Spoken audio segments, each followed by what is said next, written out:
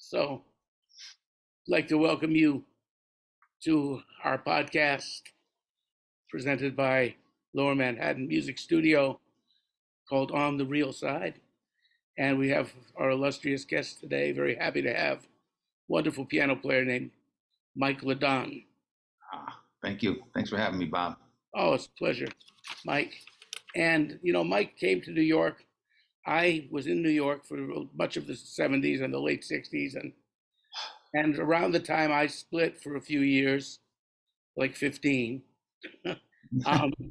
is around the time Mike arrived on the scene in New York, because I think you came to New York. And when did you actually come onto the scene? When I graduated at New England Conservatory, so that was 1978. Right, and I left in 79, so maybe I was here for, but I don't think we didn't really run into each other at that at that time. It's true. Now, you were with the Widespread Depression band, right? That's what I moved here with, yeah, because they had all their stuff set up. I came here with a band that was making a salary, whether it worked or not. So it was an ideal situation. You guys were on salary, that's right. You had a producer, that fellow from Rhode Island, right? No, it was funny. The singer who also played vibes, his name was Johnny Holtzman. He set up the salary thing. He had a good business mind, and he just would pool the money out so that we made 120 a week. That was it. At that time, I'll tell you that I have my 15, soon to be 16-year-old daughter Anya, and I were talking about that the other day, and she says, "What was your rent?" And I said, well, it was like $75, $80 a month. That's right. And then she said, well, what would that be today? And when we looked it up, wow, man, it was like $400 or $500. It was expensive. Yeah, my rent was 120 a month because I had two roommates, so I had 120 a month. So 120 a week was right on the money. Yeah, I had this steady gig at Sweet Basil, either every Sunday. We have messages coming in. I had either Sundays and Mondays or 1 week of the month at Basil, and they paid $75 a night. So for $150 a night, and then I had a Tuesday at Boomers, so that was like my $200 a week. I was single. I lived like a king. It was yeah. It was an interesting time. Then things changed quickly after that. Yeah, and I think that, there was a certain amount of talent that could be fostered because of the economic situation, in all the arts. You didn't have, there weren't a lot of trust fund people, and things taken up. The rents, people changed apartments with each other. Yeah. And, they would, it was just a very thriving arts type of scene because people could afford to scuffle without really scuffling too bad. No, I don't see myself as scuffling at all during those days. It was smooth sailing. It was that band worked all the time. So all I did was get up. Each month we would get our itinerary, and I would just look, where am I going today, and have breakfast and get in the bus and go to Boston, come back, and next day go to DC, come back. Yeah, well, I remember running into you guys in those little travels between states. I would run into Michael Hashim and and it was fun. That was a fun band. Was Johnny Ellis on the band at that time? John Ellis, yep, he sure was. And we just went around, doing our swing, like all of the Ellington, Basie, Earl Hines, Fletcher Henderson, all of that stuff, which I really got into, but I was into Ellington, but I wasn't that into the all of that music. And I was in that band for about 2 or 3 years. And in that time, I just immersed myself in that music and realized that I loved that music. Yeah, that was a great foundation to have. I got some of that as a kid. When I was around 16, I got to play a lot with Roy Eldridge. Yeah, I lived at the half note. Wow. I got to play with Jimmy Rushing. Wow. With Al Cool. And those types of situations that a lot of the people of our generation, because we're not that far apart in age. I think, what are you, around 65? 66, yeah. 66, I turned 70. Yeah, I'll be 71 in March. All right. So a lot of the cats of our generation really didn't get that kind of foundation, and I think it was a very important thing, to be. It was, and it was one of the best things about moving to New York at that time because all those guys were still here. You had Yeah, so I many. mean, I got to play with Emmett Berry, I mean, Yeah, and Earl Warren and Trimmy Young. I mean, like oh, who was the trombone player with, but Dickie Wells and like Buddy Tate and Al Gray was the first kind of name gig I had, and I the was West End Cafe was it up? right the West End, and I lived on 110th between Broadway and Amsterdam, so that was only 4 blocks away. So I used to go up there and see Papa Joe Jones and Tiny Grimes and people like that every night, basically. Yeah, And Bud Johnson was a big favorite of mine.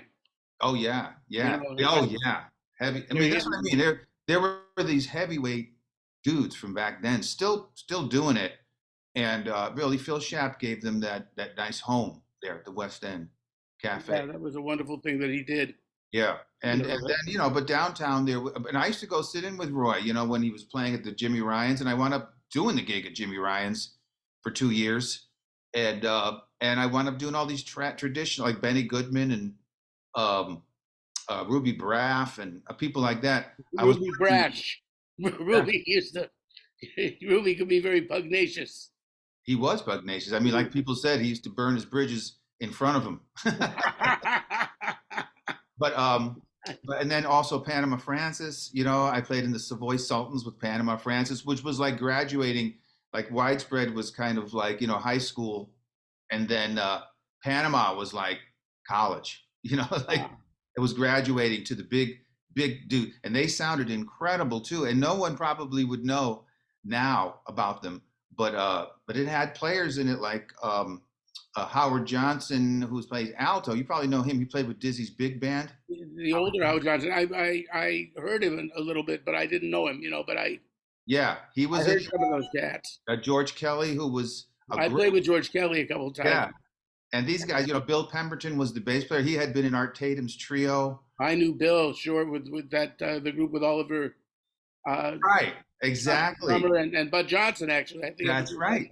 That's that was right. a great band. So you remember all that stuff. I mean, there really aren't many people I can talk to about those days because it's like I'm the only one Sure, you were close to Eddie Locke, and very close to Eddie Locke. We were like I was like his second son. yeah, I read some of the things you wrote. You wrote some beautiful things on Oh, I love about it. your We relationship with. talked almost every day, and I learned so much. Well, all those guys. I mean, when you got around those guys, as you know, you got so much not only wisdom about life, but wisdom and so much history, like a history lesson, but living history, because they were telling you what really was, what people really thought, how things really happened. There was no academia about it. It was just, this was how we lived, and this is where I went with this person. And the guy that played at Jimmy Ryan's, the bass player who played with Eddie Locke and I was Ted Sturgis, who I don't know if you knew him, but he was Mohawk.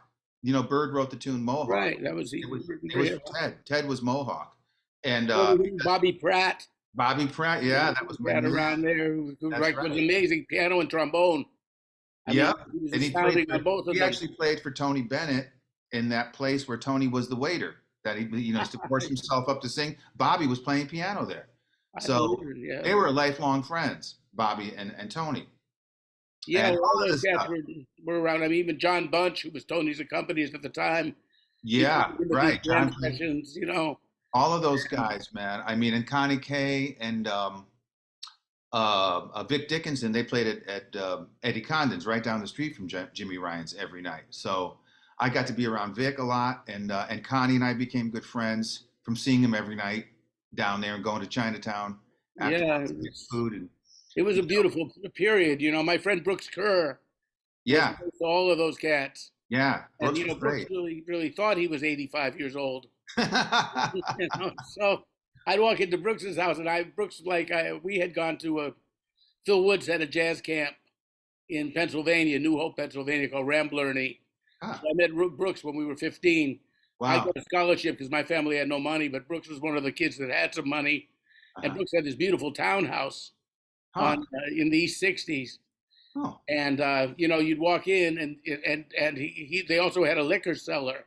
They'd have wine and bottles of scotch. So if you walked, Brooks and I go out to the half note, and we listen to Roy or Zunal or whoever was there, and we come back, and in the living room there would be Sam Woodyard, Paul Gonsalves, Ray Nance, and some cats from the Ellington band just hanging out in the living room drinking. Oh, And we really? come in and they tell us stories until the sun came up, or we just hang with them. And Wow. Willie the Lion Smith, I'd come over and because I used to like to practice in Brooks's basement because nobody would bother me there. So I'd just go downstairs and I would practice. And I remember I came up and Willie the Lion told me that he said, you're practicing some of the same stuff I used to hear Benny Carter practice. Really? Wow. Well, the close book, I mean, everybody practiced that. You know what I mean? It was just Yeah. like, and some exercises, arpeggiating the chords, and Yeah, yeah. that stuff never changed. You know what I mean? All the Right, stuff right. would do. Music was music. But it's amazing to find that out, isn't it? And just to rub shoulders with those guys and hang out with them. I remember, well, the trumpet player in Panama's band, there was Frank Williams, who was from the Ellington band, and there was this guy named Irvin Stokes, who became a lifelong friend of mine. He grew up with Lou Donaldson in North Carolina, and they were best pals. So every New Year's Day, we both wound up living in Manhattan Plaza, where I am right now. And Irvin lived in my building, him and his wife Dora. So we would go to my wife and I would go to their house for New Year's Day, and she would make chitlins with black eyed peas, and the crowd that gathered was so soulful. It would be like Richard Wyans and this trumpet player named Johnny Grimes and Lou Donaldson and Harold Ashby, and then Irvin and a couple other people I can't even think of. And every New Year's Day we would hang out with them all day long and just and they would eat chitlins plate after plate, and I even ate the chitlins and liked them, which is I understand. Well, all God's chitlins got rhythm. Say what? All God's chitlins got rhythm. Yeah, right. Yeah, I mean, who knows what I grew up. I'm Italian. I'm 100% Italian. So we used to eat that kind of innards, you might call them. And so I grew up eating tripe, and my mother would cook these things that didn't maybe smell so good when she was cooking it originally, but tasting it was a whole nother. So I was used to that. So I just dived right in. Yeah, and, well, I mean, and I enjoyed it because Do made his wife, we wound up calling her Do. She made it so good. It was so delicate and just so flavorful. It was a delicacy, really. And Harold Ashby would eat 2 humongous plates. I remember him from Brooks's house because he was on the Ellington band. Yeah, he was a character, boy. Oh yeah, he was something, man. Yeah. We used to go out to. It's funny, you and I, a friend of mine and I were talking about parallel realities. Yeah. That there are certain times that like what we're doing right now, is sort of like a comparison of parallel realities. Like in other words, we didn't know each other. Yeah. A lot of the same people. Like for example. I know. That's something. And some of the same spirit. I think it's even if we weren't the same spirit, the same people. There was a certain spirit among those cats and people and their wives and everything. Like for instance, at the half note, Quentin Jackson, and his wife Jackie, they lived in the same building, 780 Greenwich Street, as Richie Kamuka, Carmen McRae, and wow, yeah, people. So at 4:00 in the morning, after the half note finished, we'd go over to Butter's house, and Jackie Jackson would cook up a whole mess of soul food for us. Wow. And the same kind of idea. We'd be sitting there, you never knew who was coming in. Yeah. And Quentin Jackson, Butter, knew everybody and would tell us stories about, everybody too. And, just such a the hang.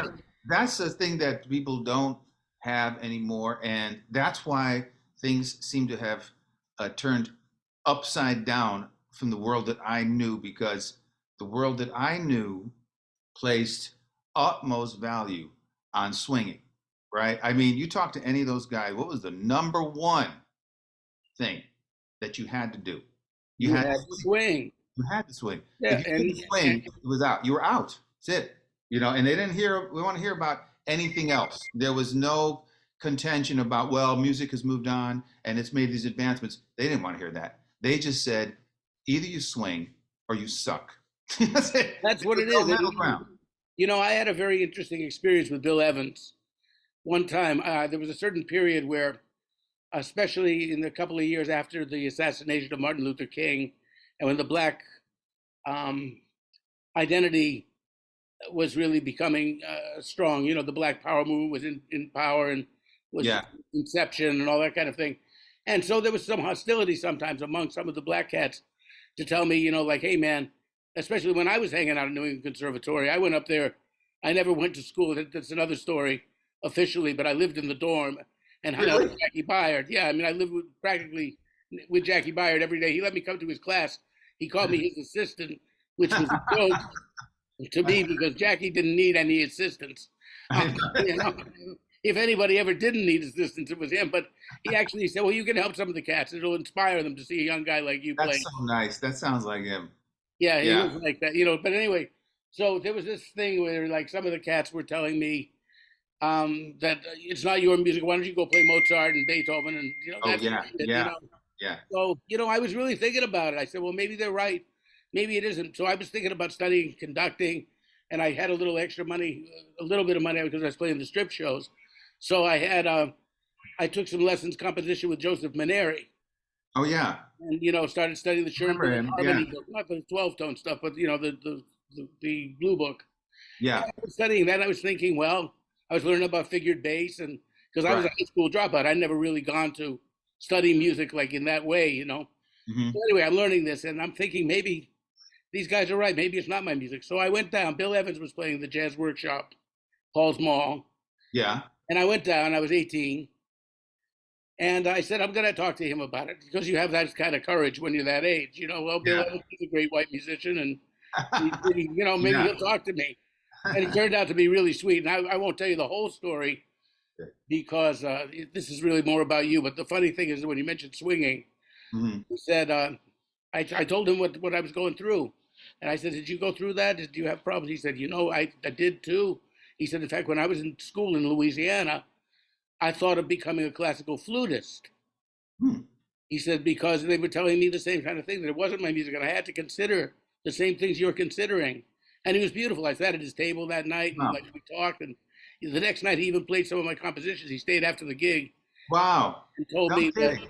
yeah, he was really sweet. Amazing. So he Wow. said to me, I said, but what was it, Bill, that made you decide to turn to jazz?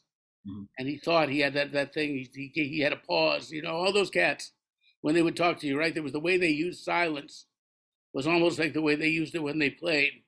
Mhm. You wouldn't get a response right away. Sometimes you would because they get excited, but he had to reflect on that.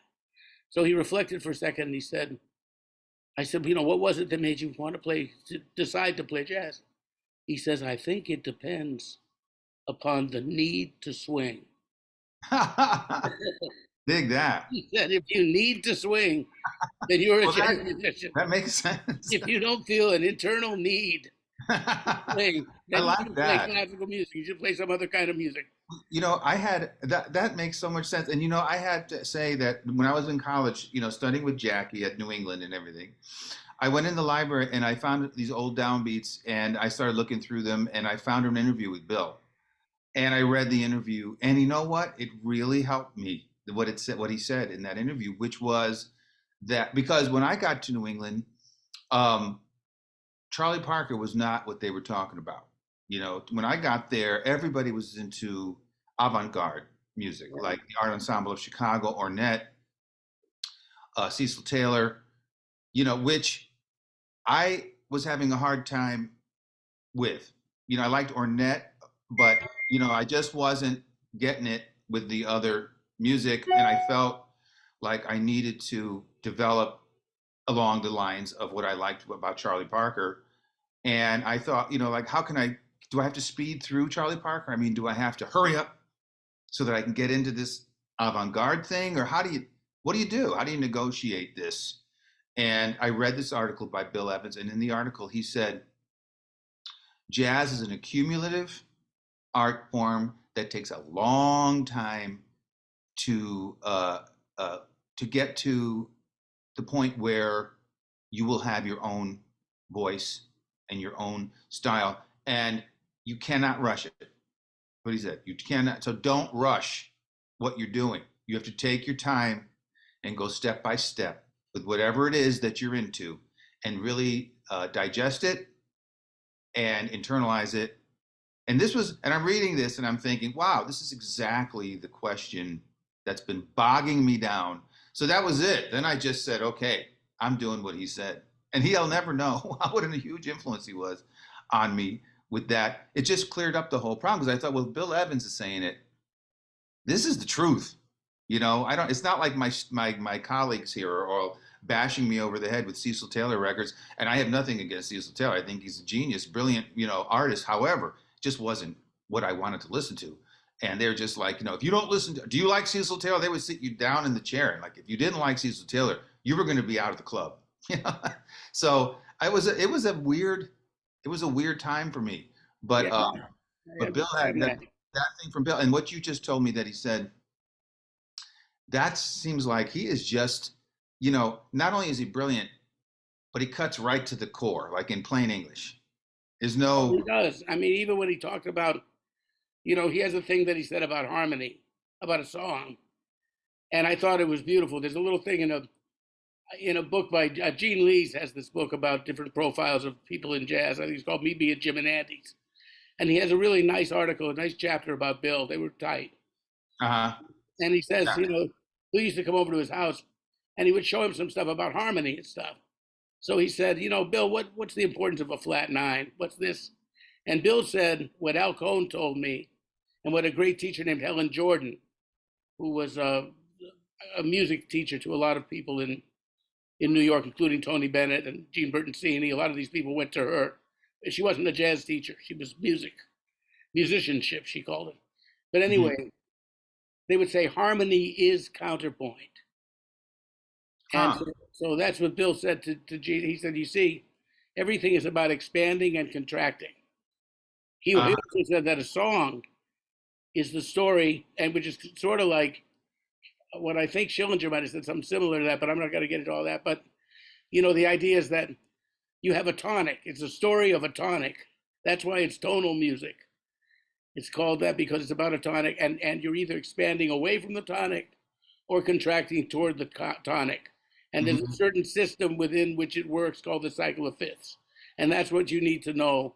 And in that one sentence, that explained to me why everybody was saying, oh, it's all about the cycle of fifths. From the time I was 15, everybody was telling me it's all about the cycle of fifths. And I would go, oh, yeah. And I had no idea what they really meant by it, Right. And I know. I love that. A good mind like that, with a good heart like that, where because I think it takes a good heart to keep it down to earth, and not go into the pretense of I'm the superior one and you are my student now, and I'm going to talk in terms that you won't understand because I have to show my superiority. This is how a lot of teaching is done. Yeah, and that's what's wrong. But that's where Jackie Byard, both of us being sort of pupils. I played in Jackie. Jackie hired me actually when I was 17 to play with him. But I mean, he was my teacher. You know what I mean? He was my teacher too. Yeah. Yeah. So, and Jackie never had that attitude. In fact, he helped show me. He and Ira Sullivan showed me how you could use all aspects of the music. How Eric Dolphy actually did relate to her. Right. There were things that I just didn't want to know about any of that avant-garde stuff. I was very adamantly kind of against it. Yeah. Yeah, and then there was a certain thing in those days. It wasn't so codified. It was like, you and I don't go out and avidly seek to play free, but if we're in a situation where that's happening, we know how to do it. And we would do it in our own way and in a manner that would make musical sense. Because we learned from people like Jackie, and besides the traditionalists, then there was the other side of it, like Roland Kirk, Rassan, and people that didn't really, even Sonny Rollins, you couldn't put him in one place as much as he was traditional. Yeah. See how far out he could take it. Lee Konitz is another one. Those people. So I gravitated toward the people that were able to kind of encompass the whole history of things. I find the scene now is very codified. It's good in both ways because when I joined Widespread, I was not a swing musician, nor was I a swing scholar of any kind. So when I was around, but when I was around Jackie, he played it all. He played Fats Waller, he played Errol Garner, he could do anything. He could play his own version of Bud Powell. He could play his own language, or he could go out and make sense of it. Like make music out Yeah, of that was out of it. That's that why was Mingus loved him so much, because he, to me, made that band always make sense. He was the anchor. He was the brilliance that tied it all. He was the glue. And so when I heard about Widespread, instead of having my guard up, like, oh man, that old music I don't want to play. I want to go to New York and play, as hip as I want to join Art Blakey, man. And I just thought, why not? I let me check it out, and I'm listening to the music, and of course I had heard all this stuff through Jackie anyhow.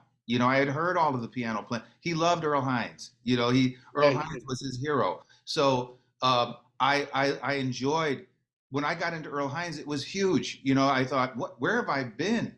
Why haven't I been listening to Earl Hines? What is wrong with me? And the more people like that I went back and listened to, I thought, my God, this is another, listen to Teddy Wilson. And then there were so many of the pianists from back then who were just extraordinary musicians and extraordinary pianists, and and they swung. were around. I used to hear Earl Hines live with Bud Johnson and Me Bill too. Pemberton, Me too. Me too. and And, and people thought he was a clown. He used to wear his wig, and he used to have Marva Josie sing, and he had the drummer with the Beatle haircut that went like this one. But his white suit. right, but Earl was playing his butt off, and I heard him many times at the Copley Plaza when I was in school, and just he blew my mind every time. I was just astounded. How can somebody talk about avant-garde? He was avant-garde in the Yeah, he was. 20s. I mean, In the nobody was 20s. freer than he was. Yeah, I mean, and he could take it all the way out, but never lose it. I mean, to me, he was like the McCoy Tyner of his time, and McCoy actually reminds me a little of Earl Hines, and I believe that they're both from Pittsburgh, if I'm not mistaken. No, McCoy's from Philly. That's He right. was in Philly. Right, that's right. But anyway, well, Earl Hines, Ahmed, Jamal, and Errol are all from Pittsburgh, Right. and that style, because you can hear the lineage there. You can hear Earl Hines and why McCoy, I think of him in that league, is because of the openness of the thinking. When they play solo piano, they don't just play the melody and blow and play the melody. They take you on a journey, and it could go anywhere. And that's where Jackie's coming from too. It's an open sky. When you sit down and hear Earl Hines play, there's no telling where he's going. Yeah. And so it is much more open, really, than the bebop guys. Who of course were my heroes. I mean, Bud Powell was I played so much Bud Powell and copied him so intensely when I was at school that that was my nickname, was Bud. And I wore that nickname with pride and honor. I wasn't insulted. I think people tried to put me down, like, oh, here's the guy who's always copying Bud Powell. I didn't care if they thought I sounded like Bud Powell. I was very happy, and so that's where I was at. But when I heard these guys, I thought, whoa, this is all the other stuff besides Bud. This is the rest of music over here with these guys, with Ahmed. Okay, well, the other thing is, with people used to call me Fat Bird when I was 15, 16 years old, because I had Charlie Parker. I was so involved with learning what Bird was doing. Mm-hmm. And then fortunately, as the years passed, I mean, I realized, of course, what you realize, and you probably realize the same thing with Bud, is that you can't really imitate those guys because you aren't them. So Martin Mull used to say, why should I imitate another person when I already am one? But But the point is, it's not, like I did try to imitate him because that's the only way I could even get in on it. I couldn't even begin to do it unless I did the imitation. But hey, look, during the pandemic, guess what I was doing? Still listening to Bud Powell, still transcribing his intros and endings and trying to figure out the exact voicings. And, like, it doesn't end with people like that. I saw a thing about acting, and there were these actresses talking together, and they were talking. Somebody said, I had to replace so and so in the show Chicago or something, and they said, well, that role was so cast for her. She made that role. How did you replace her? How did you do it? How did you find your own way in that? She said, well, I like to think of the adage that says, amateurs borrow, professionals steal. That's good. I like that. I'm going to remember that. I'm going to steal that one. Amateurs borrow, but professionals steal. Right on. Right. Well, I mean, but that's the point. Just look at how much came out of Bud Powell. Really, every pianist until, I have to say, until McCoy Tyner. And McCoy's got a lot of Bud in him too. I mean, it's all And over the McCoy, place. you know what? They called him Bud when he was. McCoy with the jazz and with the jazz tet and everything. Oh yeah, I mean, he was a total Bud Powell fanatic. You can hear how he knows Bud inside out. You can feel that. But something happened, and probably Elmo Hope too, and Monk. Yeah, and McCoy was equally into Monk. You can hear that, but the point is that he is the guy that changed the language. As time went on, if you pay attention, you realize he's the guy who finally came along and really said, "Okay, enough. Now we're doing this other thing." And McCoy's language, when you get to the Passion Dance era, and and with Train, even not even the beginning of Train, but really towards the end, he has created a new language. And I would also say with Bill Evans as well. No, but Bill Evans is still a bebop. Right to the end, he's a bebopper. I mean, he's got his own harmonic stuff, but I'm talking about lines. I guess I'm talking more about the fourth oriented kind of the chordal type of. Like when you play lines, Bill Evans is still coming out of Bud Powell, no matter what era you come from. And he has his own phrasing and things, but the language is still coming from Bird. But McCoy is not. McCoy changed the rhythms and the way the notes were put together in a way that was never heard before, and it changed everything. And so then you get, Chick. I mean, Herbie Hancock says on Speak Like a Child, he's reading about how, this guy's got his own new thing. He said all he was trying to do was play like McCoy. That's what Mike Clark told me, that Herbie told him personally, that on Speak Like a Child, Herbie was just thinking, I want to play like McCoy. Well, Ira Sullivan said that when he knew Herbie Hancock in Chicago, where Herbie came from, Ira said he said when he first met Herbie was playing Bill Evans. Well, you can hear that. Yeah, he said that was like his, and then I think he branched off into McCoy, but that's sort of like, I mean, Herbie is sort of like, I hear both of those influences. Oh yeah, and same with ever-present Bud. Same with Chick Corea. Same with Chick Corea, and and then look at the great tribute Chick did when he played Bud Powell's music with with Wallace Roney and I forget who else was in that band, but and he did Tempest Fugit, and he did all of he did what's the one, Glass Enclosure, and he did the hell out of them, and it really was a great tribute to Bud Powell, but in Chick's own style. It showed you how the things how it translated later for Chick Corea, because Chick was also a McCoy freak. And I should have asked Jackie. I always wondered, but Chick and I became friends. Mm-hmm. And he mentioned to me that Jackie Byard was a huge influence on him, because he said he replaced Jackie. There was a quartet with Sam Rivers, Jackie, and Bobby Ward on drums, who was my drummer, and John Neves. Right. And he said that was the that he eventually replaced Jackie in that quartet for some reason, or he shared the gig with. He said he did that gig sometimes, but Jackie did the same thing. So I mean, I believe that Chick also grew up listening to. He mentioned Jackie to me as somebody that he loved. Yeah, and you know what else?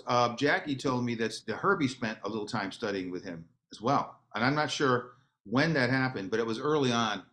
I guess when Herbie spent some time in Boston, and you can really hear how influenced Herbie is by Jackie.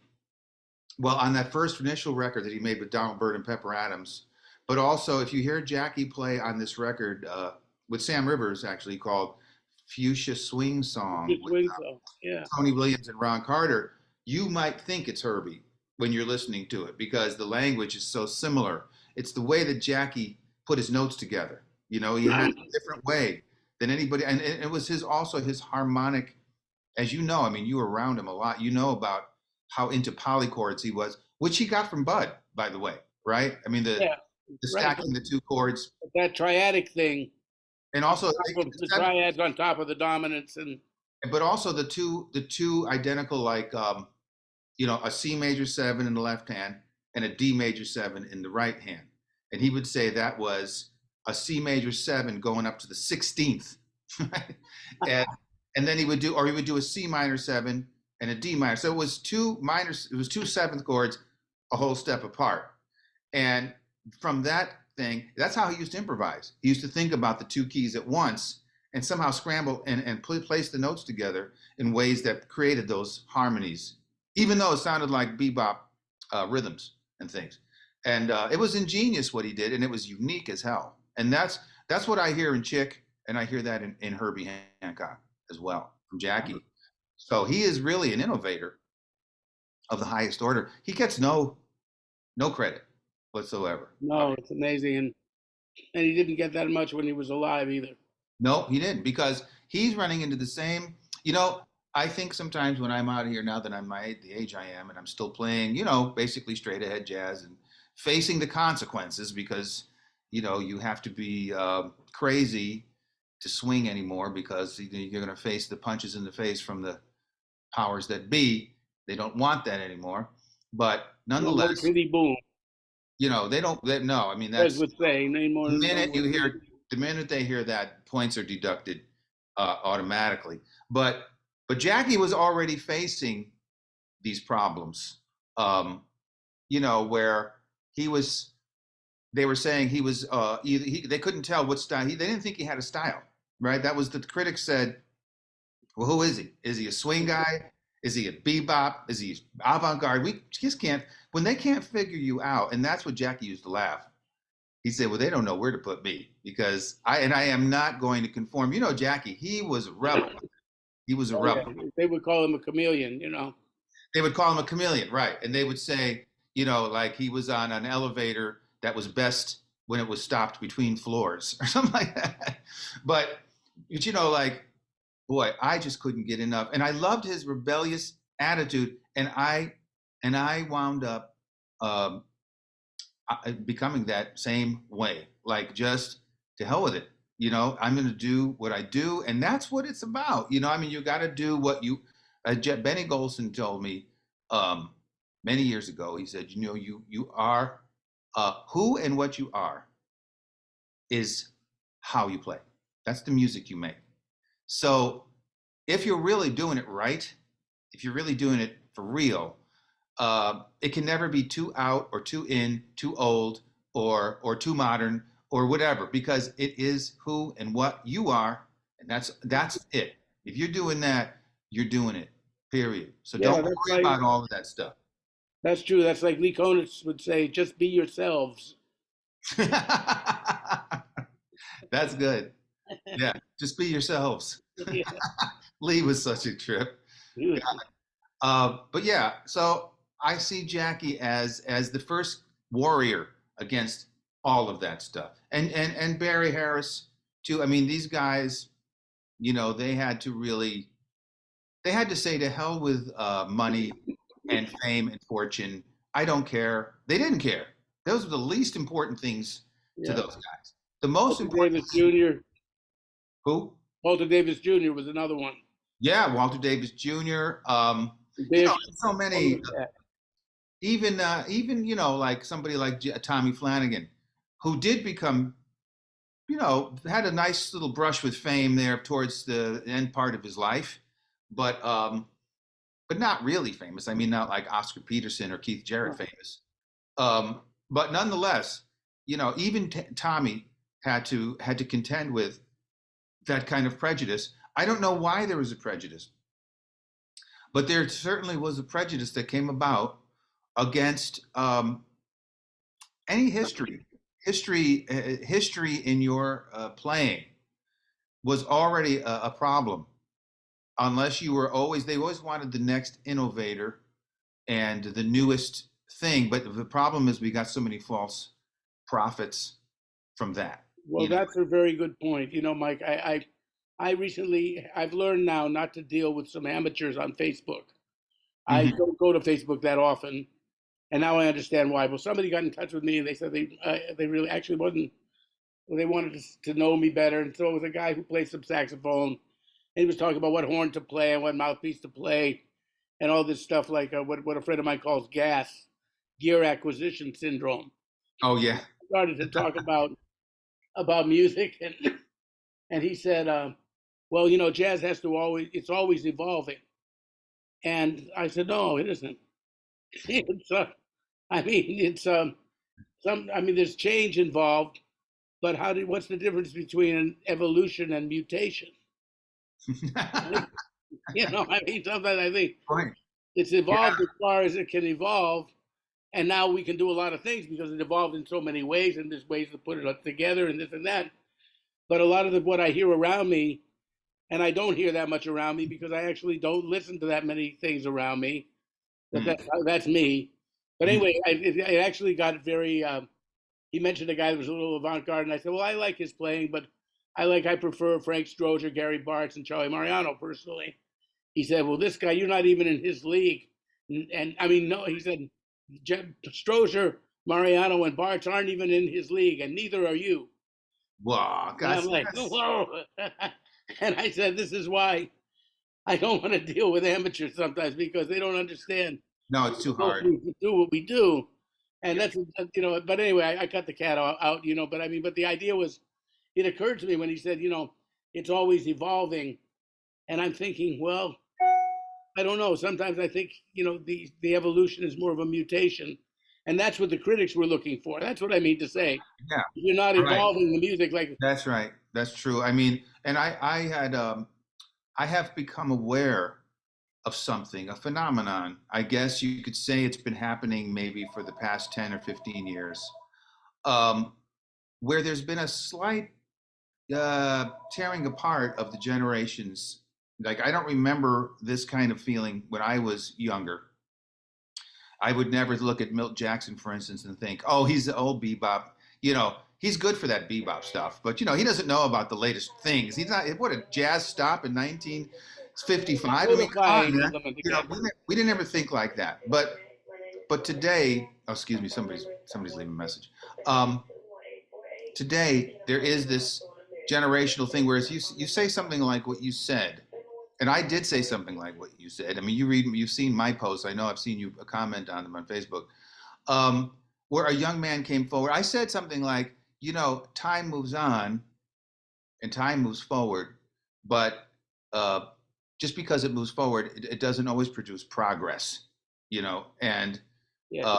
things can change, but that doesn't mean that we're progressing. It just means that they're changing, and the real determining factor will be history, what history sees, what history says about things. That's how you usually figure out if anything really happened or not. But and this one young man came forward who I respect, but I didn't really know very well. And he said, you know, I don't like you saying that stuff about, because he took it as a personal affront to his generation, that I was saying, well, they're doing different things. That doesn't mean they're progressing. It just means they're doing different things. And he's like, we're really trying to push the music forward, and we're really trying to take it, you know, to another place. And I didn't want to get into an argument like that with anybody. But what it did, I just said, okay, well, you know, good for you, and you know, good luck. But the point is that it opened that my eyes to the fact that, wow, there's this, like, here I am. I've been out here for 45 years in the trenches, playing with all the greats, going all over the world, absorbing all of the history, absorbing all of the stories. I mean, you know, you and I are from the era that got to see those people, and not only see them, but absorb them, be around them all the time. I mean, that was life. So we are part of this lineage, whether anyone wants to admit it or not. You know, it's not a braggart thing. I'm not saying, I'm not being arrogant. I'm saying that's just a fact. When you've been part of that apprenticeship, that kind of a life, you're part of that lineage. You've got it all in here. You know, it's all been absorbed. So, you know, this is where now I am the age that Milt Jackson was when I came here, when I worked with him. because I worked with him for 11 years and we were very, very close friends. Mhm. And I have all that in here, and instead of when my time was when I was young, my idea was I want to get around people like that and absorb. I need to learn. I need to know what they know. I want to be as good as them someday. That was my thinking. But that has changed. And so now if you say something like, well, maybe we've gone forward, but we haven't progressed, uh-oh, now you're in hot water. Now Politically you're a speaking. reactionary. Now you might as well be a Dixieland player. You're a reactionary, Exactly. and which is so funny because I always thought of myself as not falling into any category and kind of being actually a progressive thinking Right. individual, Yeah. with strong roots, I mean, that's how I would have to define Right. myself. Right. But I mean, and then all of a sudden these cats are saying, oh, you're one of those old fogey reactionary guys. I mean, wait a minute. Hey, bro, I mean, I'm How not. dare you? No, I Yeah, hear I mean, but in fact, Don Schlitten, one day we were talking, this is about 30 years ago, and I had just heard a really good young tenor player at that time. And I was talking about the cat was like 18 years old. I was like, oh, how old was I? I was 40. And I said, this cat really had a lot of things going on. He was chops, and I said it was frightening. He's actually well known now, you. Uh-huh. and we don't have to talk about him. But he kind of came. He's still there. But he doesn't really. I don't really care for. I said I didn't get much spiritually from him, but I mean, like I was sure impressed with his ability. Hmm. And Don Schlitten said no. He said, unfortunately, Sasha Perry calls us the last of the Mohicans. But he says, do you know who you are? And I said, well, that's a big question. And Walter Davis used to say to me sometimes when I wouldn't get enough money for us, don't you know who you are? Don't you Oh know who yeah, you yeah, are? yeah. Humphrey would say that. But it's kind of like finally you start to realize who you are around our age, that we are now like part of that history, and we are the age of those great people that we knew. Now we're Mhm. there. But Yeah. what he said that was interesting, he said, you are the last, and I think he exaggerated because I don't think I'm the last, but I'm one of the last, and you're one of the last. He said, you're the last great player. And I said, well, what do you mean? There's people coming out all the time. They're playing better than I do. I mean, as far as the instrument and all these things. I mean, he said, no, but you're the last one that learned at the feet of the masters and that plays with humor and romance. Right, let's check that out. And I thought That's that was a beautiful way to put it. yeah, Of right. humor That and is a romance very are good one. leaving the I like world. that. Yeah, humor and romance. Boy, those are two biggies that are missing a lot when you go out to hear music. I mean, I don't go out to hear music, but uh, I do sometimes. Like after my wife and my daughter go to sleep, I will sit out here with headphones and I will turn onto the streams that happen from like maybe Smalls or Mesro, and that's how I keep up with. I'll see their thing come up on my feed, like who's playing there and who's playing there, and I'll check them out because I do want to know. I am still very curious Me about too. Yeah, what sometimes I'm not very curious, but I'm curious enough to check it out. Yeah, I mean, no, I'm curious because I want to know when someone speaks to me about this about music today. I don't want to be one of these. I don't want to be the old fogey that just says, "Oh, you don't care. Nobody can play anymore. It's done, finished." I don't want to be like that. I want to know for real, like, what does this guy play like? What is he contributing? Are the good points? And I go in with a positive attitude. I don't go in thinking, "Oh, this guy, he's gonna suck. Let's listen to him." No, I go in and I think, "Wow, I've heard this guy's name. Let's see what he does." And I just go in with a blank slate and I try to listen. But the two things that are missing a lot are humor, because nobody seems to be having really a good time, Yeah, and and romance, because nobody hits me in the heartstrings. I mean, they may tickle my brain. That's about as much as I can get. But the romance, the part that goes in your body and you start to feel stuff, I don't really get too much of that at all. Now, yeah. part of it might be the streaming, you're one step removed, but nonetheless, I could hear it from a record. I could put on a Bird record that was a live broadcast that sounds like crap, and it could make me like sweat because it's moving me so deeply. So that's the part that seems to be getting lost out here for me, and that's what doesn't get me off my butt to go hear more people live, because I think, well, why? It takes that ignition. I want that electrifying feeling that I Yeah, used to get from hearing all the guys I used to hear. I mean, in New York City, you could go out any night of the week and hear someone and be so shook up at what you heard because it was so awesome in every way. It makes you want to practice. You want to learn more. You did learn more. You just learned something by hearing this guy, and sure. I mean, that just makes go. you want to go and practice your butt off, and all of that. And plus, you're just excited because the music is electrifying. All of that happened basically every night. There wasn't a night when you couldn't go out and do that. Yeah, Now, you go to two or three places. I mean, I go to Sweet and Basil, Boomers, the that's Vanguard, and that's if they true. knew you, they'd let you in. You could stay at the bar, and it was that kind of thing. No That's cover. right. That's right. And now you don't can't get that in one place, really. I mean, you might hear it and think it sounds pretty good, and you find good things about it, but you don't get that kind of inspiration, that kind of electricity anymore. And I I don't blame him, because it's a different day and age. I mean, the people before us came up in the absolute peak of the era, right? I mean, Right. That's. I were mean, around, and so since then it's been a sort of a downslide from there, and we came up at just the last gasp mhm. of that great time when all of the monsters, all of the giants, were still here, Right. and And so we were blessed to experience that. without a doubt. And so that makes a big difference in how you form, in your experience, and what happens later, and how it forms all of your opinions and your tastes and everything. And these kids are coming up in college, and they're going to school for music, and they're meeting their friends, and their friends are telling them stuff they see on Facebook, and they're all on Instagram posting 30-second clips of God knows what in their pictures, and it's this whole other lifestyle. Really, is it? It's. I call it cyber salts. That's do cyber salts. Another thing that's funny is Benny Carter and I actually became good friends.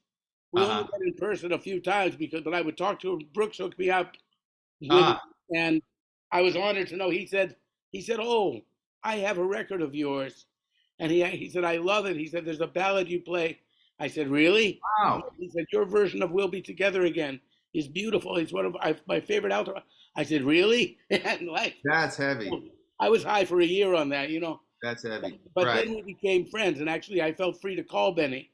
So Yeah. I didn't want to call him too often and bug him, but a few times a year, I would call him and we'd have a nice 15-minute conversation about things. And one Yeah. day I called him up and I told him I had just actually really discovered the chocolate dandies. I didn't know that stuff. That's his best stuff. Yeah, I said, I just found out that stuff. I mean, I knew his other stuff. I mean, Yeah. further definitions and later and earlier stuff and Right. all that, but that particular stuff I didn't know. So I was all excited about it. I said, man, I heard this chocolate dandy stuff, and you guys were like avant-garde. You were so hip and Yeah. so advanced, and this and that. And that led to another thing. And I said, well, do you go out now and listen to music? He said, I still go out sometimes. And I said, well, what do you think?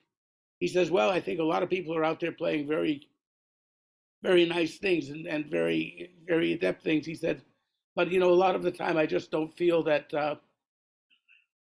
the originality is there. He said, like, for instance, that chocolate dandies period, he said, it probably sounds old fashioned now to a lot of people. He said, but I'll tell you, when we recorded that stuff and we listened to the playbacks, we turn to each other and say, never heard nothing like that before. Yeah. Well, geez, I know. And those guys, I mean, God, what a And band. how many people now can actually, he said, so I wonder how many people Well, turn to each other I and say, think I think they can, though. I think, this is the problem, but there may be a good reason why you never heard some of the things that they're doing now before, because just doing something that's never been done before is not enough. It's got to be deep and musical and hit all of the sparks that we said previously. It's got to be all of the things that are make great music great. So I could play the piano with my nose, and you've maybe never heard that before, but it wouldn't be something that you'd ever want to hear again. And the thing about the chocolate dandies is, it was not only something you never heard before, it was deep. and heavy. And the way that Benny Carter plays on that music, to me, that's like the defining. If I want to turn somebody on to Benny Carter, that's the first thing I play them, because it just structurally, like the way he constructs his solo and the way he develops his melodic ideas, it's like Coleman Hawkins. It's like on that level of music making, plus his sound and his rhythm. Everything is just as good as it can possibly get. That's the highest level you can achieve. So that's what I'm saying. Like, people say music has moved on from there, and it has. I mean, you couldn't come out playing those kind of rhythms now. You might be sound pretty dated, but the overall making of music is still the same. You know, the different components are still the same. Like, it's still heavy. A Louis Armstrong solo is still heavy today as it was when it was recorded, because of the freedom in it and the beautiful spirit in it and the sound of it, and all of these things don't go away. You know, they don't get old. That's why Mozart is still played. That's why, you know, we still love Pablo Casals. It's just certain things never get old, and they don't get outdated, and so that's why the masters are the masters, and no one has still outdone Charlie Parker or Dizzy Gillespie, and no one has outdone John Coltrane, and, you know, so when we all get on this thing of progress and, well, we're taking the music to a new place, fine, but let's be a little humble and give it up to the people that actually created the heaviest stuff of all time, because they're still, like you just said, they're still up there. You know, they're still at that top place, and we're just mutants. we're just down here mutating. We're trying to go in our own little direction with some little branch off the tree they gave us. But let's face it, these are the heavies, and I don't know. I don't know that. I know most young people will give it up to Train, of course. I don't know if they're still giving it up to Bird that much. And I don't know, and I'm sure they're not going back and listening to Coleman Hawkins that much, you know, or Prez. You know, that would be a really unique young man who's doing that these days. Well, I know in my classes that I teach, these JazzAbility classes, I call them. We do a master class every Saturday. You know, I mean, I've just got everybody singing. Well, we start with Prez, because I find he's a good bridge between the traditional and the modern. Right. And, you know, we start to sing his solos, like the stuff with Basie and the stuff with the I Never Knew. Yeah. For example, you know, when he gets that bridge with ba ba ba dip da dip da da do dip do dip da da dip da da, you know. Yeah. Those kind of rhythms. Right. He could walk into anywhere now. That's true. Last night and play that stuff, and that's true. It would sound modern. Yeah. You know, absolutely undated. You know, there's some stuff that isn't. You know, I mean, if you took the rhythm section away from Strutting with Some Barbecue, and you just listened to Louis' solo, and with techniques and put a modern rhythm section behind it, it'd be interesting. It would be great. But I mean, you know, it would still sound amazing, because it's right. That's a good point. I mean, you know, there's something that I was told that Dizzy Gillespie said. I never heard him say it, but it makes so much sense. He said that jazz is rhythms with notes attached. And that's what you're talking about. You know, it's like those rhythms, that's what it's all about. And then you can put any notes on those rhythms. Or you know, the notes are important. I mean, you can't put any notes, but you can put different notes. You can put different notes on those rhythms, and you're going to be in business.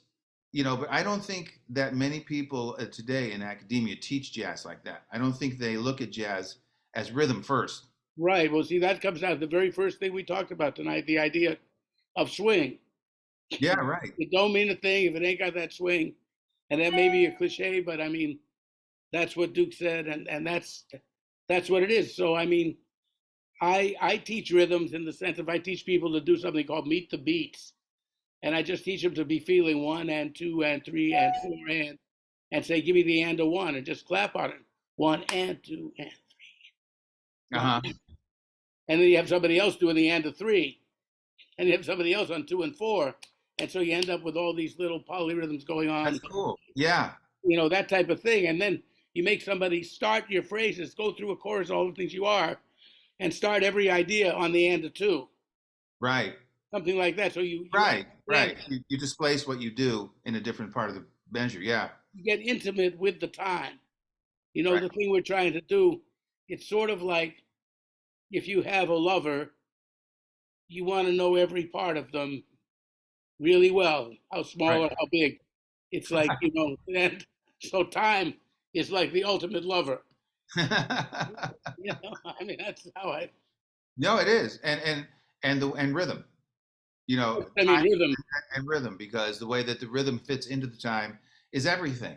You know, and I mean, I think what they're so they were talking about swing though, but this is the thing. Like you and I have dedicated our lives to that, and that's who and what we are. But now it's a little hurtful to me when people start to disrespect that and even sort of put it in a category of been there, done that, where like you're just stuck in the old days. I mean, there is nothing that will ever be stuck in the old days about swing. It's just a rhythm. It's just a rhythm, and it always will feel good, and it's not time sensitive. It's just a thing. It's like 2 plus 2 equals 4. There are straight eighth rhythms, and there's swing, and swing is to me the most unique rhythm that's come out of America, and it's an African American cultural contribution to music, and it is the African American cultural contribution, and so to disrespect it, to talk down your nose about it, is to disrespect. It's all. I almost see it as a racist thing, and I don't think it's a purely racist thing, but there's something about it that hits that chord, because why do they belittle this fantastic gift from the African American culture? Well, once again, people feel that ding, ding, a ding evolved into what my friend used to call the chicken shit rhythm. Chicken shit, chicken shit, chicken shit. And and Yeah, that became funk and that kind of thing. So in a certain way, yes, the idea of swing did, I wouldn't say evolve, but it or even mutate. It did open up. There were different aspects of it. I mean, we I guess lived with I can Ding and see Ding, that. That's but the funny. I never thought. Sidewinder, for example, and that kind of what they called the things Lou Donaldson, Lee Morgan, and those guys were doing Yeah, was not a 4/4 straight ahead four, but it still was very rooted in the same African American rhythm of ding ding a ding, or with less yeah, ding a yeah. ding. Right. It was. It was. It wasn't totally straight eighth. No, it was somewhere in between. But when Right. you got to the straight eights, then now machines are making the music. You know, like we're dealing with music that's Yeah. devoid of the human heartbeat creating the rhythm. Yeah. I mean, I think that had a lot to do with it. That the rhythm was. I mean, it could be country music, but it was coming from the heart. I mean, it was still. I Right. mean, Bob Wills and the Texas Playboys were still coming from African American ding ding a Right. ding. I mean, even though you wouldn't think of them like that, but it was No, there. I know. I know. That's true. It's part of a lot of American music have Right. those roots it's somewhere if you dug for it. Yeah. Well, there was a cross pollination between black and white cultural stuff in the hillbilly, country music scene, which I just become hip to recently. That I didn't even ever think that black people were playing country music, but they were. They were, and And how blues and black music actually influenced country music, and vice versa. How there was this cross pollination that went on in that more like a folky kind of music, not in jazz really, right, but but there is a kind of like the legendary thing of Buddy Holly being booked into the Apollo because everybody thought he was black. yeah, yeah, yeah. But I getting back to swing. I just I will forever be out here as in the trenches, being the warrior, because that's what I like best, and it's something that that is what it pulled me into playing jazz music, was that rhythm, and so to deny it, to have to try, I just had someone say, well, your new record is good, but you're still playing like it's 1960. I mean, don't you realize there's been a lot of advances in music since then? And I say, I'm right now. I'm advanced, believe it or not. I'm not thinking like 1960. I'm in 2023 like a MF, and this is music from right now. So why should I deny who and what I am? Why, to satisfy you and and the trends of today? I like those too, but don't put me down. Don't put me in a. On that note, let's talk about this. Is the Heavy Hitters record. Is that what label is that? That's on the Cellar Live label. Oh, on Corey Weeds. Yeah, Corey Weeds. Yeah, and I'd like to actually. I'd like to. Could you play us a track from that? Take a minute. We could listen to something from that. Let's see. I have to plug my computer in, and I can take a little break. Why don't we take a short break? And okay. I see the screen here as the Silver Dust Master Library. Yeah, these are the tunes from my new Heavy Hitters release, and I was going to play just some of the title track. Okay, and could you tell us the personnel? Yeah, it's Jeremy Pelt is the trumpet player. Vincent Herring is on alto. Eric Alexander is the co-leader and tenor player. Myself on piano. Kenny Washington on drums, and Peter Washington on bass. Ah. And this is my tune that I wrote as a portrait of Freddie Hubbard, and it's called Hub. Here it is.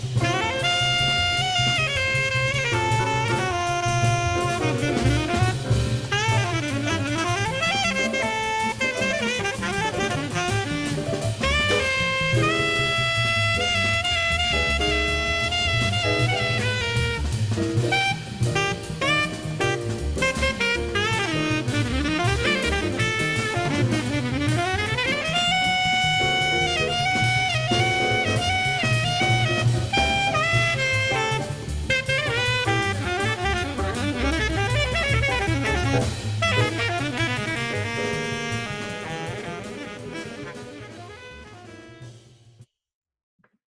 right. Well, I was waiting for the piano solo. They sound great. It's the last one. It takes too long to get to. Oh well, But that's if you want to hear the piano solo, you got to buy the record. okay. That's a good enticement.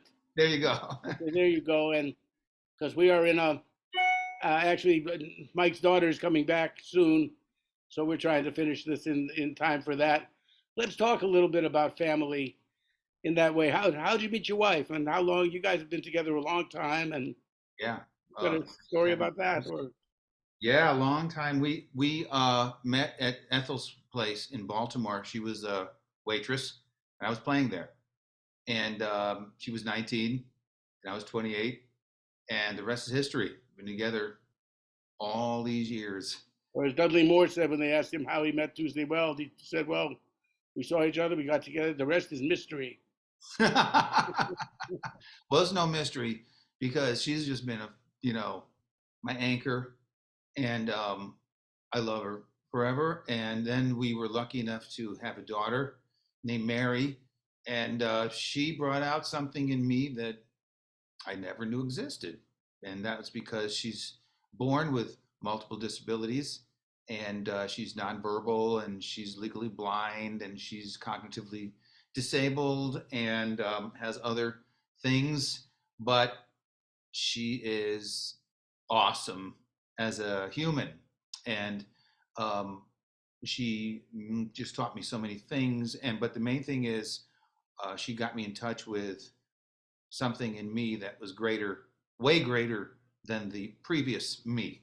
And the previous me was all about, trying to get gigs and trying to make records and get better on the piano and learn more about music. That's all cool. But this got me involved with helping people, and people like Mary who are disabled. And so what I decided through seeing how, oh God, the how unfair, how unjust the world is towards this community of people, and how backwards and back in the dark ages the world is.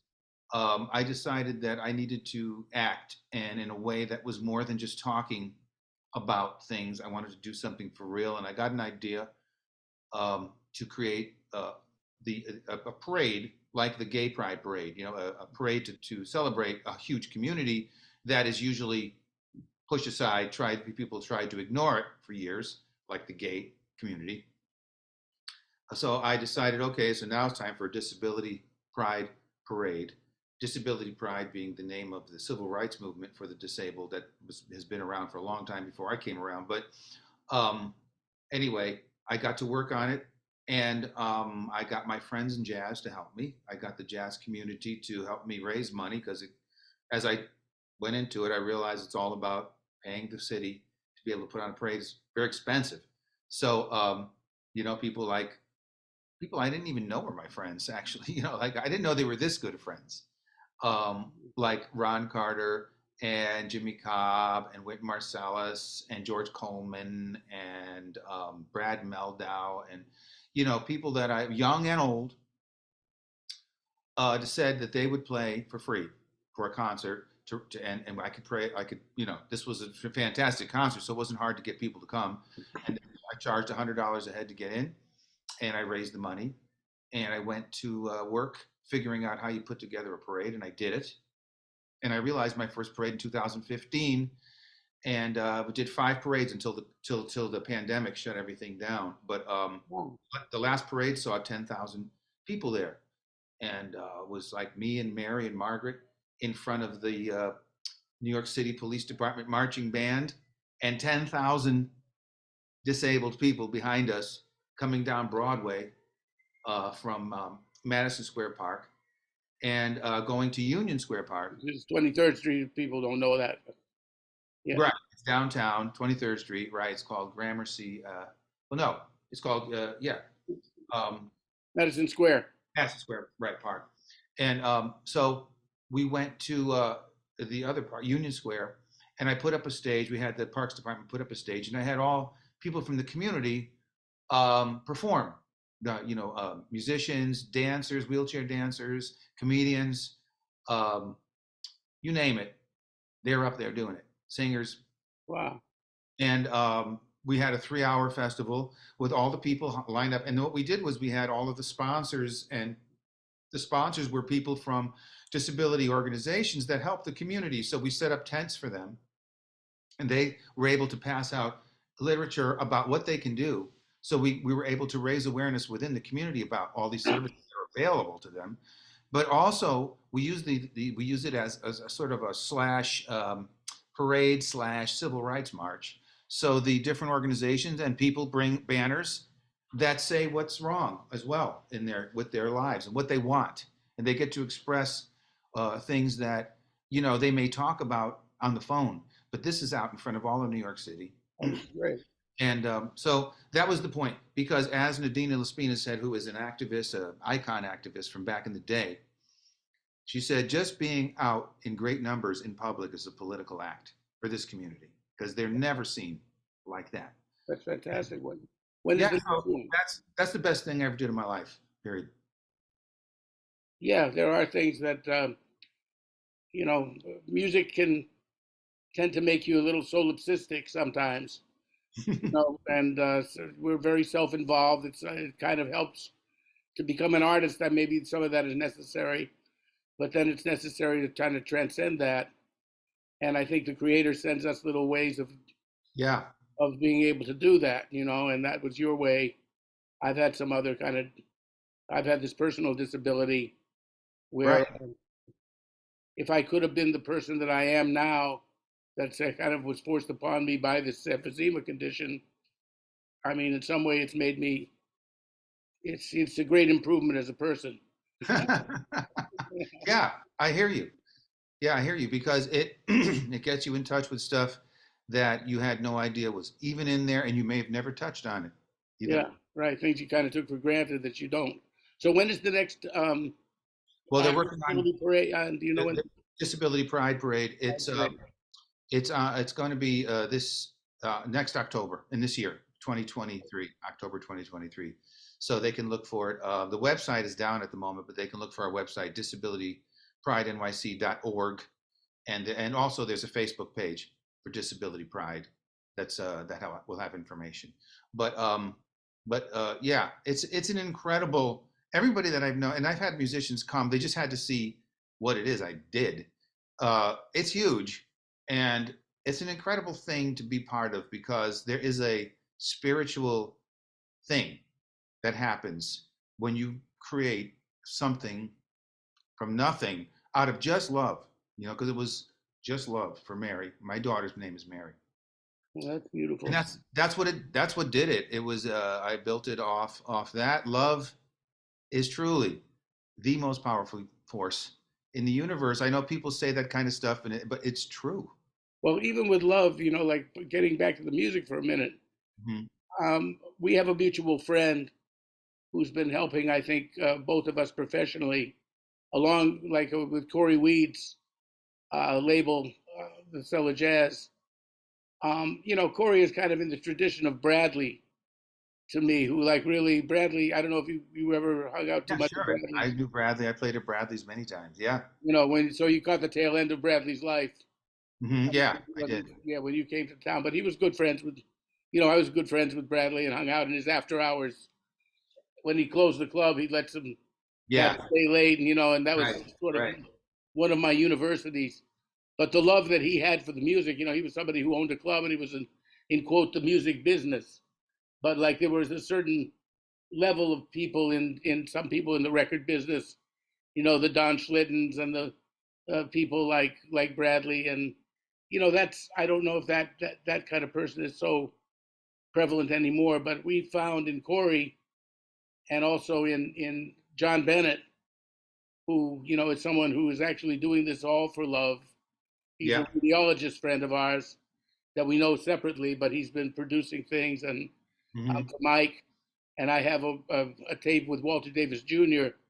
that we did 30 years ago in Italy and Amsterdam, a combination of live performances we did. Uh-huh. That I've been sitting there with for all these years. And Mhm. John said, we got to get this out. So he's helping me get that out. And plus, there's an orchestral project that my friend Isaac Raz and I are working on, and that's Wow. going to come out.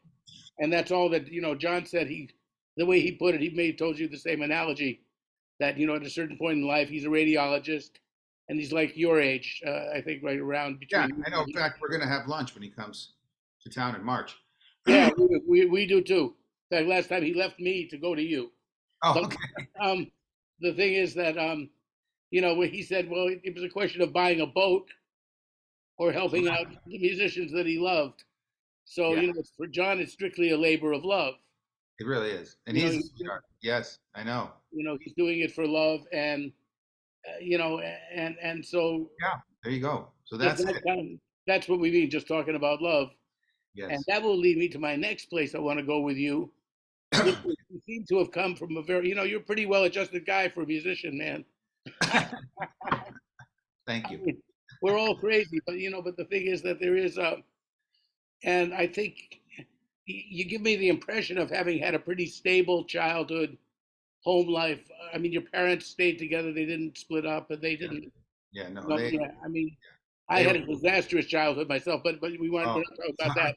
But no, I mean, it's cool, talented, crazy people. But Yeah. in your house, I understand they had a music store. You were in Bridgeport, Connecticut, Mhm. and Yeah. your dad, Mickey LeDonne, was a guitar player, Yeah. and Italian on both sides, right? And Yeah. I'm an honorary Italian. I love Italy. I was going to Italy. I think everybody wants to be an honorary No, Italian. io parlo italiano. That's L'ho right. imparato italiano. I learned Italian and everything. I have so many friends in Italy, Wow, good for you, man. and I mean, I'm Jewish, but, I always thought of Italians as happy Jews. Uh, That's funny. you know, Yeah. Well, my dad was actually Sicilian, which is a little different, but yeah. Italian. And yeah, he was the musician, and my mother used to like to say she was the mathematician. And so my dad was sort of off, buying guitars and giving lessons and smoking cigs and having beers with his buddies in the store. And my mom was doing all of the hair pulling out, like, how are we going to pay for all this stuff? And, how do we get through each month? And together they made the perfect couple. And with me, they were, of course, completely so supportive, so happy that I was leaning into music from a very early age, because I started playing piano when I was 5, and I started playing the organ when I was 10. Were you an only child? No, I had two sisters, two older. I was the youngest child. And both my sisters took guitar lessons, they took piano lessons, but they never stuck with anything. But I really got into it. Like, I put a little band together when I was 10, and we used to rehearse in my dad's store in the basement. I played organ, and I had a drummer and a guitar player. It was an organ trio, but we played soul music. We played James Brown and Sam and Dave and Oh, Wilson wow. Pickett, Yeah. and we had the windows open down there, and we would let the kids in the neighborhood come by, and they would dance outside the windows while we played. And that to me was so exciting, so much fun, that I just knew that was all I wanted to do from that point on, was create that feeling, of dance, to make people want to dance, even more than, you know, even more than, like, I didn't come up. And my father was a jazz guitarist, and he had all the records. I've been hearing Miles and Train and Wes and everybody else from when I was born. But and he was a really good guitar player. He played older school, like Oscar Moore, the guy who was with Nat Cole. That was his favorite. Nat Cole Trio was his main thing, but he also loved Oscar Peterson and stuff like that, and all this other stuff. So, hearing those records, yeah, I liked them. But when I heard James Brown for the first time, that was suddenly what hit me hard, the groove. So I bought the James Brown records, and I got the little band together, and we started working on how do you make this thing sound like this. And then people started dancing to it, and I was in, all in. So, And but with jazz music, the guy that got me into jazz, the musician that did it, was Wynton Kelly, uh, because I didn't even, like I say, I didn't even really like jazz. My dad played it all the time. I thought it was cool, it was nice. My dad played it at parties and whatnot. But when I heard Wynton Kelly something happened, and I just found myself standing in front of the speaker in our living room. I couldn't move, you know, and I take the record needle off and I put it back and listen to a solo again, you know, and I take it off, put it back, listen to a solo again. I couldn't get enough.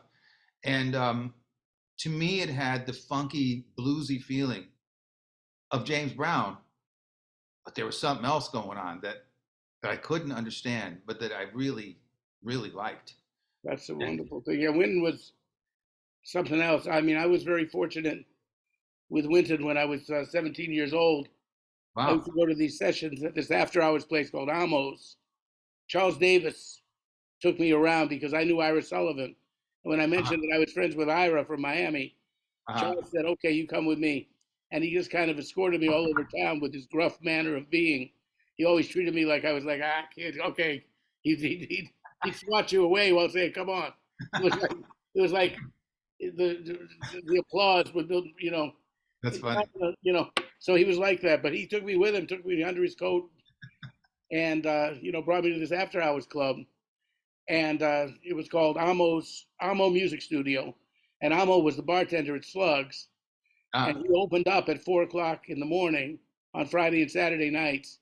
He had Big John Patton playing organ, wow. and he also had a funky piano there that was always a little bit out of tune. He tried to, I guess he told me he did have it somewhat tuned, but it was always kind of weird. But Evelyn Blakey was the house singer, and she was going with Wynton at the time. Really? Yeah, so the first night I was up there, I met Wynton and Kenny Dorham, and Wow. Evelyn said to me, and a bunch of people, you know, Mobley was up there sometimes, and Rocky Boyd, and Bobby Timmons, Cedar, all those cats were there, and I was like 17. Woody Shaw and I became friends from that. He was working with Art Blakey at the time, and Boo was up there too. So they'd all be up Wow. there. What a crowd, man. That's Yeah, it. they were there, and I was like 17. I'm there, but the funny story, part of my thing with Wynton, just to tell you this, that I think you'd enjoy. Evelyn said, "Well, you know, since you're every weekend you're here, you know, I don't know where you go." I was staying with different friends. I was a waif. I didn't have anywhere to live. I was just wandering around the city like a runaway. But Brooks Kerr had a nice place. I could stay there when I wanted to, so I wasn't really in the street, you know. Mhm. But Evelyn said, "Why don't you stay at my house? You can sleep on the couch in the living room, and you know, you can practice all day. Nobody will bug you about it. You just sit in the living room and practice." So Winton would come over with a jug of cranberry wine, this big jug of wine and a bag of pot. They usually always had pot Really? there, you know, and they would retire to the bedroom for a while. Sometimes KD would be with them, or he'd come over later. Uh, Kenny Dorham and Winton were like frickin' frack. oh, really? I didn't know Yeah, that. and so I'd be practicing in the living room, and then Winton would stumble out of the bedroom, and he'd walk into the living room and he'd sit down at the piano, Wow. and he'd say, "I heard you practicing this. Let's play a little of that." And you know, we'd be playing. I'd be sitting in at night. They'd let me sit in over at Amos, so I'd be Wow. playing with these guys. And Jesus. Winton would say to me, like, one day I was playing Green Dolphin Street, and I said, "You know, Winton, when it goes Green Dolphin Street, supply the setting for life beyond forgetting." On the sheet music, which I had in the key of C, I knew we were playing an E flat, but it was in C. I said, "It's got two measures of C major seventh, and then it goes uh, um, to the upper minor third. You know, so what happens if we were in E flat? It's a dot F minor, B flat seventh, E flat, two measures." And then I said, "But you're playing something in that fourth measure there." And he Yeah. said, and I'm just saying that this is one lesson in Right. 20 minutes with Wynton Kelly. This is how you got to teach. 20 minutes with Wynton was like 3 years in a conservatory. He said, "You see, anything can become a dominant. So you just take the tonic chord." He said, "Your next chord is A flat Right. minor seventh. So you say, well, how can I get there?" He say, "Oh, E flat minor. What if I turn that to a dominant? Ah, it becomes the five of A flat minor." Right. He said, "But then again, you might want to put the two chord in front of it, so you play A flat minor, D flat minor. But then again," he loved to say, "but then again," Uh-huh. and Wow. then you might just make it a D minor G7, and that'll get you to the. I'm sorry, I'm not doing it right. The the E flat major. He'd say, "No, you can make it B flat minor, E flat seventh." Then he said, "You can make it E minor, A seventh." Right. into the A flat. Right. But then again, you just might want to splang it, and then he goes da Splang it. da da da da da da da da A13 splang. Right. And you see, as a horn player, you play those lines. You be playing those passing chords, whether the rhythm section's playing it or not, and then you're playing the turnarounds. And that's the way KD and Sonny Rollins and Hank and That's right. all of us play like that. And Bird. And That's Bird, he said that's where it all comes from. Yeah. Turnaround. So like that was 20 minutes with Wynton. Jeez. And I was a different player. The next week, I took it to heart, and about in the next month, I all of a sudden was transformed into another level. But amazing, what an incredible experience that is, Bob. That I never got to see him or meet him or talk to him, but I did get to meet his cousin Grace Mativier, because I was doing a show on Wynton on KCR. They used to do these musician shows, and I did a whole like 2 or 3 hours of all my Wynton Kelly, like my favorite things of Wynton. And his family heard it, and they called in to see who was this guy talking about Wynton like that. And we became good. I became good friends with his family. Oh, that's beautiful. And so that made me feel a little closer to him, and. But there was no doubt that he was unique, and there was nothing. I had never heard anybody, or nor have I heard anybody. In fact, that plays like him. There'll never be another. But when one thing that Mike Clark also, we're good buddies, Mike and I, and he told me that Herbie does this thing where you'll hear him play a line, and then he'll get to the top and he'll tremolo the notes. He'll go really fast, do this little tremolo, and he got that from Wynton Kelly. And he said, to me, he got a lot of mileage out of that tremolo. Herbie was kind of taking some of Wynton and some of Bill and a little bit of Red Garland. I didn't really hear Red Garland and Herbie, but no, sort of like Wynton and Bill. Yeah, sort of like a combination of that. Other thing about Wynton that's kind of sad, and when we were talking about Jackie Byard, this ties into I think what we were talking about before, Jackie and Barry and people like that never got their just dessert. When I met Wynton, he was working at the Riverboat with Tyree Glenn, Dixieland trombone player. Yeah, I remember the Riverboat. Yeah, and I remember one night we were sitting in Evelyn's living room with KD and Wynton and Evelyn and me, and Wynton says he gets a reflective look on his face. He takes a sip of wine, maybe a toke. He says, man, I think my career is working in reverse. I said, well, what do you mean? He said, everybody that goes with Miles becomes very successful, because Herbie was successful. Chick Corea, he said, he was with Miles, but he was getting his own reputation at the time. He said, these guys, he said, but Red Garland and me, he said, Red's back in Texas working in some bar, and I'm working at the Riverboat with Tyree Glenn. He said, I tried to have my own trio. I had it with PC. PC was very sick that summer, Paul Chambers. And so he was kind of out of commission. So Wynton had hired young Ron McClure. Yeah, right. And he had Ron McClure and Jimmy Cobb. He said, but I can't get arrested with that band. Huh. I can't get any gigs. He said, like nobody wants my trio. And he said, and so there I am playing as a sideman. I went from Miles Davis to Tyree Glenn. He said, right. So I'm going in reverse. And then he said a funny thing about, he said, what I should probably do is get you. He said, maybe give it a year or so. But I said, I'm nowhere near ready for that. I was just, he said, but youth is what's going to sell. And he predicted the whole thing. He said, the future of jazz, there's got to be young people that'll be leaders. Guys try to think of things like that. And he did make a record. I remember he made this record. It had that hit tune on it. It's All Right. It was like a hit in the late '60s, and that you could tell. And it was with, I think Ron McClure might be on the record, written by Paul Chambers. But anyway, it's a trio record. But you could tell they were trying to adapt to pop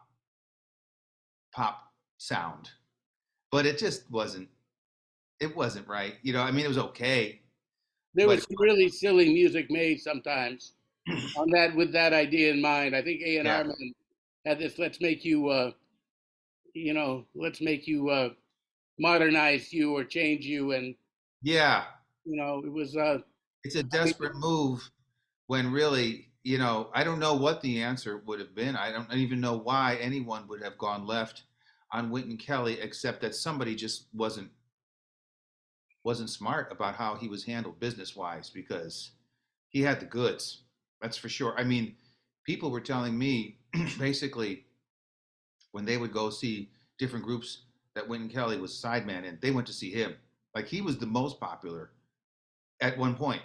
He was the well, most popular guy out there. Paul Bley had a theory about. Paul was very astute business wise, Mm-hmm. and he had a lot of ideas about that. And he said there are so many slots in the music business. There's so many slots for black saxophone players. Maybe there's 8 for them, and there's 4 for white saxophone players. There's a slot for 3 piano trios, and Right. then there's the other cats. So the piano slots at that point were sort of taken by Ahmad Jamal, Oscar Peterson, and Bill Evans, Mm-hmm.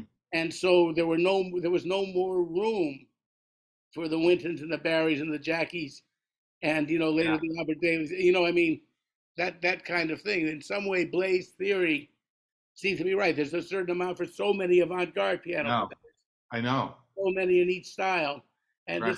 and there's a Ramsey Lewis, which isn't going to compete with Oscar Peterson, but that's its own category. And Right. then there's so Yeah. I think that there was just, and I think that's happened to you and I on some levels too. That Could be. not being with major labels at Yeah. one point, and I think not fitting into the slot. There were only a certain amount of slots, and Yeah. I don't even care about it. That's the thing. I have a good life. I don't need for anything. I have my family. I'm very happy in my life. I work enough for me, and I have these great opportunities with these different groups that I play with.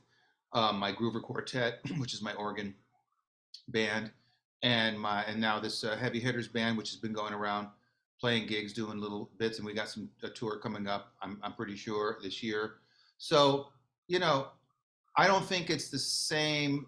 I don't have that feeling that I'm not able to get in the slot. Like I got my slot. My yeah, slot's well, I feel like that now too.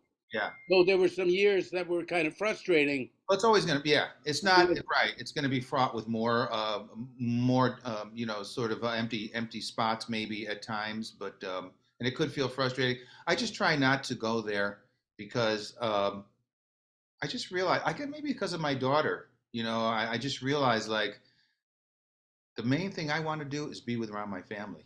Really, to tell you the truth, that's all I yeah, want. well, And I want to practice and get better as a musician, write tunes, and have an outlet to play.